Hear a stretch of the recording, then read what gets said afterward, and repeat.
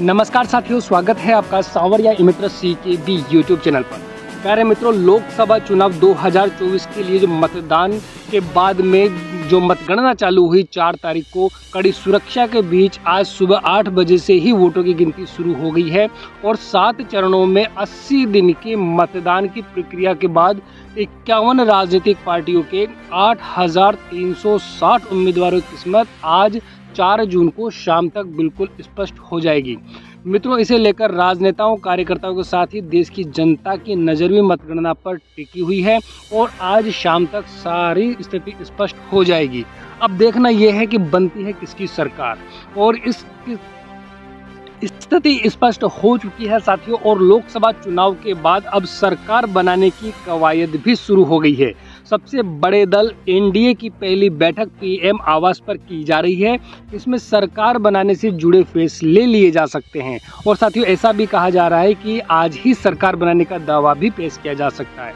गठबंधन के सभी दल राष्ट्रपति द्रौपदी मुर्मू से मिलेंगे और साथियों इस मीटिंग में जेडीएस नेता और बिहार के मुख्यमंत्री नीतीश कुमार, टीडीपी प्रमुख चंद्रबाबू नायडू, आजसू प्रमुख सुदेश महतो, आरएलडी के जयंत चौधरी, जनसेना पार्टी के प्रमुख पवन कल्याण, महाराष्ट्र के मुख्यमंत्री एकनाथ शिंदे, एलजेपी रामविलास के चिराग पासवान, अपना दल के सोनेलाल की प्रमुख अनुप्रिया पटेल और हम के नेता जीतन राम मांझी भी शामिल हैं।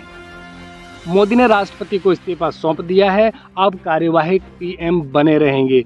पीएम मोदी ने बुधवार दोपहर 2 बजे राष्ट्रपति द्रौपदी मुर्मू को इस्तीफा सौंप दिया है और साथ ही मंत्रिमंडल भंग करने की सिफारिश भी कर दी है। इससे पहले मोदी मंत्रिमंडल की सुबह 11:30 बजे आखिरी बैठक हुई है। बैठक में 17वीं लोकसभा भंग करने की सिफारिश की गई। इसमें सरकार ने तीसरी बार जीत को लेकर धन्यवाद प्रस्ताव पारित किया। इसके बाद मोदी राष्ट्रपति भवन गए और अपना इस्तीफा राष्ट्रपति मुर्मू जी को सौंप दिया। मोदी अब कार्यवाहक पीएम बने रहेंगे।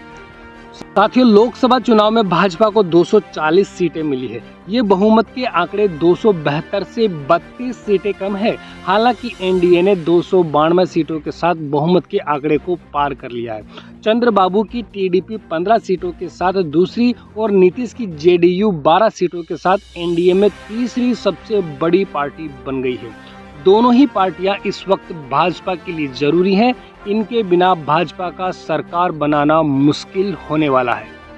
पीएम ने इस्तीफा दे दिया है, मंत्रिमंडल भंग करने की सिफारिश भी कर दी है और 8 जून को शपथ ले सकते हैं मोदी। मित्रों, पीएम मोदी ने बुधवार दोपहर 2 बजे राष्ट्रपति द्रौपदी मुर्मू को इस्तीफा सौंप दिया, साथ ही मंत्रिमंडल भंग करने की सिफारिश की। एनडीए आज सरकार बनाने का दावा पेश कर सकती है। मोदी 8 जून को तीसरी बार प्रधानमंत्री पद की शपथ ले सकते हैं। एनडीए के सभी सांसदों से एकजुटता के लिए साइन करवा लिया गया है। लोकसभा चुनाव में भाजपा को 240 सीटें मिली है। ये बहुमत के आंकड़े 272 से 32 सीट कम है। हालांकि एनडीए ने 292 सीटों के साथ बहुमत के आंकड़े को पार कर लिया है। कुल 543 सीटें हैं। इन 543 सीटों में 272 सीटें बहुमत के लिए चाहिए। एनडीए को 292 सीटें मिली हैं। बीजेपी को वास्तविकता में 240 सीटें मिली है। टीडीपी की 16, जेडीयू की 12, शिवसेना शिंदे की 7, अन्य सहयोगी 17। इस तरह सभी सीटें मिलाकर एनडीए को 292 सीटें प्राप्त हुई हैं। और इंडिया की बात करें, कांग्रेस की बात करें तो 204 पर है। इसमें मूल रूप से कांग्रेस को 99 सीटें, सपा की 37, डीएमके 22, शिवसेना की 9, एनसीपी शरद पवार की 8, राजद की 4, अन्य सहयोगी 25। इस तरह से 204 सीटें इंडिया के खाते में आई है। तृणमूल कांग्रेस को 29 सीटें मिली है, अन्य 18 सीटों का सहयोग मिला है। ये चुनावी जो नतीजे हैं 2024 के, जबकि 2019 में 353 सीटें बीजेपी की रही हैं, 303 सीटें इन्होंने जीती हैं और टीडीपी की 3, जेडीयू की 16, शिवसेना से कुछ नहीं और अन्य सहयोगों से 33 का सपोर्ट मिला था, सहयोग मिला था। तब जाकर 353 पर बहुमत इंडिया ने, बीजेपी ने प्राप्त किया था। एनडीए ने, बीजेपी ने 353 के बहुमत के साथ 2019 में सरकार बनाई थी और अब 292 सीटों के साथ में जो कि बहुमत को पार कर लिया है और 2024 में तीसरी बार मोदी जी सरकार बनाएंगे, शपथ ले सकते हैं 8 जून को।